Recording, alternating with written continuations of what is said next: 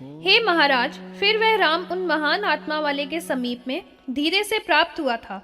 उसको समागत हुआ देखकर वहां पर जो भी स्थित थे वे सभी राम के प्रबल प्रभाव से दर्शित हो गए थे।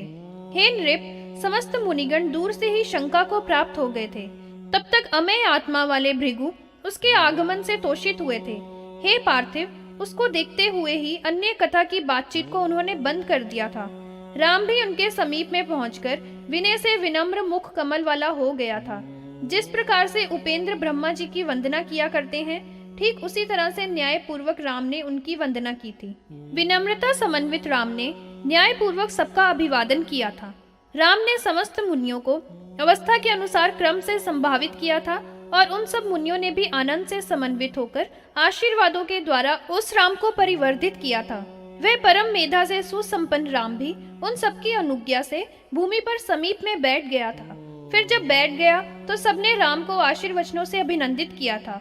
उस समय में भृगु ने उस राम का अवलोकन करके उससे कुशल प्रश्न पूछा था कि हे वत्स, तुम्हारा कुशल तो है और तुम्हारे माता पिता का स्वास्थ्य सुखमय है।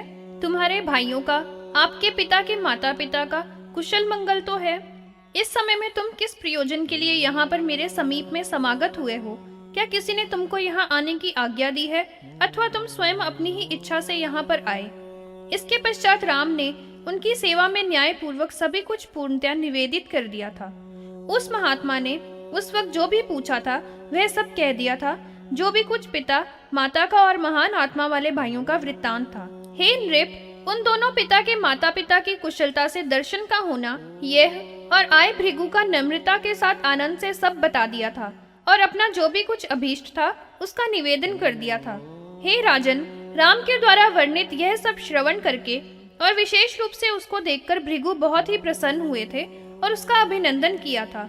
इस तरह से अतीव उत्कृष्ट अपने कर्मों के द्वारा उसका प्रिय करते हुए राम ने वहां निवास किया था। हे नृप, राम उस आश्रम में कुछ दिन तक रहे थे। इसके उपरांत मुनिवर ने राम को किसी समय में एकांत में बुलाया था। मुनि ने कहा था, हे वत्स, उप्य वर में आओ। वे राम भी उन मुनि के समीप में जाकर अपने हाथ जोड़कर उनका उसने अभिवादन किया था। राम परम प्रसन्न आत्मा से उनके आगे स्थित हो गया था और प्रसन्न मन वाले भृगु ने आशीर्वादों के द्वारा अभिनंदन किया था। उसने न अधिगत अंश वाले राम को आदर के साथ देखकर कहा था, हे वत्स, आप मेरा वचन श्रवण करो जो इस समय में मैं आपको कहूंगा। यह वचन समस्त लोगों के तुम्हारे और हमारे हित के लिए है। हे पुत्र, मेरे आदेश से अब महान पर्वत हिमवान को चले जाओ। तपश्चर्या करने के लिए अपने मन में निश्चय करके इसी समय इस आश्रम से चले जाओ। हे महाभाग, वहां जाकर उस आश्रम के स्थान को शुभ बना दो। यहाँ पर तपस्या और नियम से महादेव जी की समाराधना करो। चिरकाल तक अनन्य भक्ति से आप उनकी प्रीति का समुत्पादन करो। इसके करने से आप महान श्रेय को प्राप्त करेंगे। इस विषय में लेश मात्र भी संदेह नहीं करना चाहिए। शीघ्र ही आपकी भक्ति से भगवान शंकर परम प्रसन्न हो जाएंगे। वे भगवान शंकर तुम्हारा सभी कुछ कार्य पूर्ण कर देंगे, जो जो भी आप अपने मन में चाहेंगे। उन भक्तों पर प्यार करने वाले जगत के स्वामी भगवान शंकर के संतुष्ट हो जाने पर तुमको यह करना चाहिए।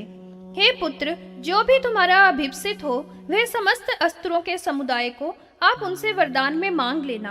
तुमको समस्त देवों की भलाई के लिए इस परम दुष्कर कार्य को कर ही लेना चाहिए। शास्त्रों के द्वारा साधन करने के योग्य अनेक कर्म होते हैं और विशेष अधिक होते हैं। इस कारण से तुम देवों के भी आराध्य देव भगवान शंकर की आराधना करो। परमाधिक भक्ति से जब तुम संयुक्त हो जाओगे तो तुम संपूर्ण अपना प्राप्त कर लोगे। परशुराम की तपश्चर्या। श्री वशिष्ठ जी ने कहा, भृगु मुनि के द्वारा इस प्रकार से कहे जाने पर मैं ऐसा ही करूंगा। यह कहकर राम ने उनको प्रणाम किया था और राम उनके द्वारा आज्ञा प्राप्त करके वहां पर गमन करने का मन वाला हो गए थे। भृगु के सुयश का गान कर तथा विधि पूर्वक उनकी परिक्रमा करते हुए प्रणाम करके राम ने प्रस्थान करने की तैयारी की थी। उन दोनों ने उसका परिष्वजन किया था और आशीर्वचनों से राम का अभिनंदन किया था। वहां पर जो भी मुनिगण थे उन सबके लिए राम ने प्रणाम किया था तथा वह उन सबके द्वारा वहां गमन करने के लिए अनुमोदन प्राप्त करने वाला हुआ था। फिर राम उस आश्रम के स्थल से तपश्चर्या करने के लिए मन में पूर्ण निश्चय वाले होकर निकल दिए थे। इसके अनंतर गुरुदेव के नियोग से और उनके द्वारा बताए हुए मार्ग से महान मन वाले राम ने गिरियों में परम श्रेष्ठ हिमवान को गमन किया था। मार्ग में उसको अनेक देश, पर्वत, नदियां, वन और प्रमुख मुनियों के आवास स्थल मिले थे। उन सबका उसने धीरे धीरे अतिक्रमण किया था। मार्ग में वहां पर मुनियों के निवास स्थलों में विश्राम करते हुए और जो मुख्य क्षेत्र थे तथा तीर्थ स्थल मिले थे उनमें निवास करते हुए धीरे धीरे वह वहां पर चलते चला गया था। मार्ग में अनेक देशों का अतिक्रमण करके और परम मनोरथ देशों का अवलोकन करते हुए अंत में परमोत्तम और पर्वतों में श्रेष्ठ हिमवान पर वह पहुंच गया था। वह उस श्रेष्ठ पर्वत पर पहुंच गया था जहां पर अनेक प्रकार के वृक्ष और लताएं थी।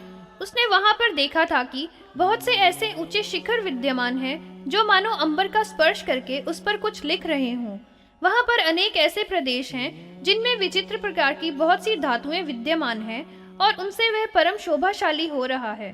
वहां अनेक प्रकार के रत्न तथा दिव्य औषधियां हैं जो निरंतर स्फुरण किया करते हैं और उनसे उनकी अद्भुत शोभा हो रही है।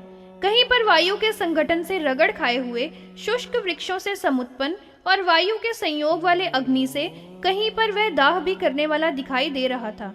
कहीं पर सूर्य की किरणों के प्रखर स्पर्श से जलती हुई अर्कोप्लाग्नि से पिघलते हुए हिम की शिलाओं के जल से वह दवानल एकदम शांत हो गया है। कहीं पर स्फटिक अंजन से बुरे वर्ण वाले स्वर्ण के समूह की प्रभा की किरणों के द्वारा स्फुरन करते हुए परस्पर में छाया शरों से प्रसिद्ध था।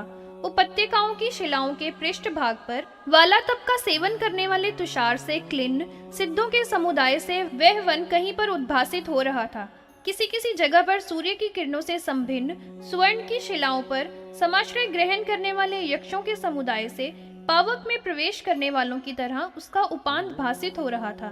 कहीं पर दरियों के मुख से निकले हुए तरक्षुओं के उत्पतन ऊपर की ओर से समाकुल मृगों के आर्त नार्दों से जिसकी गुहा समापूरित हो रही थी।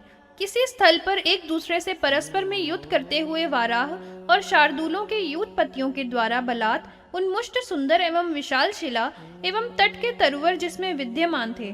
कहीं पर कल्बों के उन्मेषण से आकृष्ट हुई करीनियों के द्वारा भागे हुए गव्यों के खुर से वहां के तटप्रस्थ संक्षुण थे।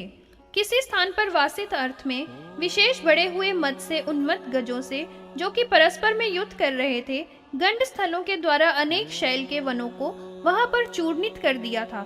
कहीं पर हाथियों की ध्वनि के श्रवण से जो क्रोध हुआ उसके कारण गजों को खदेड़ते हुए सिंहों के चरणों के क्षुण नखों से पाषाण भिन्न हो गए थे। कहीं पर वहां ऐसा स्थल था कि अचानक आक्रमण करने वाले सिंहों के नाखूनों से युक्त हाथियों के क्रंदन की ध्वनि से संपूर्ण वन पूरित हो रहा था। अष्टपादों के द्वारा बलपूर्वक जिनके केसर खींच लिए गए हैं उनके परम दारुण शब्द से कहीं कहीं पर्वत की गंभीर गुफाएं भी सब भेदमान थीं। किसी स्थल पर संरब्ध बहुत से शबरों के द्वारा प्रसक्त रीछों के यूथ पतियों के आनस में एक दूसरे के साथ सम्मर्थ में शिलाएं भग्न हो गई थी। कहीं पर पर्वत की कुंजों में करीणियां क्रीड़ाएं कर रही थी और वहां पर कोई करी नहीं था। तब करेणु पर मदगज दौड़कर चले जा रहे थे। इस प्रकार से वहां कानन समाकलित था। कहीं पर वहां ऐसा भी बल था जहां पर सोते हुए सिंहों के मुखों के श्वासों की वायु से सैकड़ों गुहाएं पूरित हो रही थी और वनों में बड़े भारी भय के कारण मृगगण शंकित होकर ही विहार कर रहे थे। किसी जगह पर यह वन चमरी गौओं के द्वारा क्रीड़ा का स्थल बना हुआ था जिनके पूंछों में कांटे लगे हुए थे और उनसे लोम टूट गए थे जिसके कारण वे भयभीत होकर मंद गति से विचरण कर रही थी। कहीं पर गिरी की कंदराओं में से सप्त किन्नरियों के समुदाय थे और उनके द्वारा कहे हुए ताल के नादों तथा गीतों से सभी दिशाएं पूरित थी। उस महान गिरी पर का वन इधर उधर विचरण करती हुई अरण्य देवताओं के चरणों में लगे हुए महावर के रस से वह भूतल चरणों के चिन्हों से अंकित हो रहा था। संगीत के मधुर स्वरों से समन्वित मयूर मयूरियों के झुंड अपने पंखों को फैलाकर कहीं पर आनंद पूर्वक नृत्य कर रहे थे। ऐसे अनेक परम मनोरथ दृश्यों से परिपूर्ण उस हिमवान गिरी पर अपना एक आश्रम बनाकर मतिमानों में परम श्रेष्ठ राम ने तपस्या करने का मन में विचार किया था और वे तपश्चर्या करने के लिए शाकों तथा मूलों के आहार करने वाले होकर नियत इंद्रियों वाला बन गया था। उसने देवेश भगवान शंकर को अपने मन में विनिवेशित करके तपस्या की थी। भृगु मुनि ने जो भी मार्ग बताया था उसी के अनुसार वह परमाधिक भक्ति से युक्त हो गया था। हे नृप, उसने एक निष्ठ मन से देवेश्वर की पूजा की थी। वर्षा काल में भी वह बिना कहीं पर आश्रय ग्रहण किए हुए खुले में तप करने लगा था और शिशिर ऋतु में भी जल में स्थित रहा करता। ग्रीष्म में 5 अग्नियों के मध्य में बैठा रहता था। इस रीति से राम ने तप किया था और चिरकाल वह तपश्चर्या की थी, जिसमें षट उर्मियों का विधूनन करके काम, क्रोध, लोभ, मोह आदि शत्रुओं को भली भांति जीत लिया था। जितने भी शीत उष्ण आदि द्वंद्व हैं, इनसे उनकी बुद्धि उद्वेजित नहीं होती थी और वह ताप के दोषों से कभी भी व्याकुल नहीं होता था। यमों और नियमों के द्वारा उसका देह परम शुद्ध था तथा वह बहुत ही समाहित रहता था। उसके देह में जो वायु था, उसको उसने प्राणायामों के द्वारा अपने वश में कर लिया था। वह महान मुनि मौनधारी पद्मासन को जीत लेने वाला और परम स्थिर चित्त वाला था। प्रत्याहार में तत्पर रहकर उसने अपनी समस्त इंद्रियों को अपने वश में कर लिया था।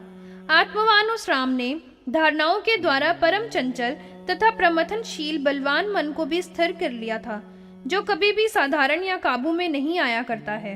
ध्यान के द्वारा राम ने देवों के भी देवेश्वर भगवान शंकर का दर्शन प्राप्त कर लिया था। उसका अंतःकरण परम स्वस्थ था तथा वह सबका मित्र और समस्त बाधाओं से रहित था। इन जगत गुरु को ध्यान में देखकर उसने देवेश्वर का चिंतन किया था। वह अपने ध्येय प्रभु में अवस्थित चित्त और आत्मा वाला था। उसकी इंद्रियां और देह निश्चल थी। वह अपने काल की अवधि तक निर्वात स्थान में दीपक के समान वहां पर स्थित रहा था। वह अपनी बुद्धि से देव देव का जप तथा ध्यान करता हुआ वहां पर स्थित था। उस अमय आत्मा वाले ने सब भावों में स्थित ईश्वर की आराधना की थी। इसके अनंतर उस प्रभु का चिंतन किया था जो फल रहित रूप है, ईश्वर और जो निरंजन है, जो परम ज्योति स्वरूप अचिंतनीय योगियों के द्वारा ध्यान करने के योग्य और सर्वोत्तम है, जो नित्य शुद्ध, सदा शांत, इंद्रियों की पहुंच से परे और उपसा से रहित है, जो केवल आनंद के स्वरूप वाला अचल और समस्त चर और अचर में व्याप्त है। ऐसे देवों के देव के उस रूप का उस भार्गव ने, हे राज शार्दूल, बहुत समय ध्यान किया था और वह सो अहम भाव में समन्वित हो गया था, अर्थात ध्येय और ध्याता की एक रूपता हो गई थी।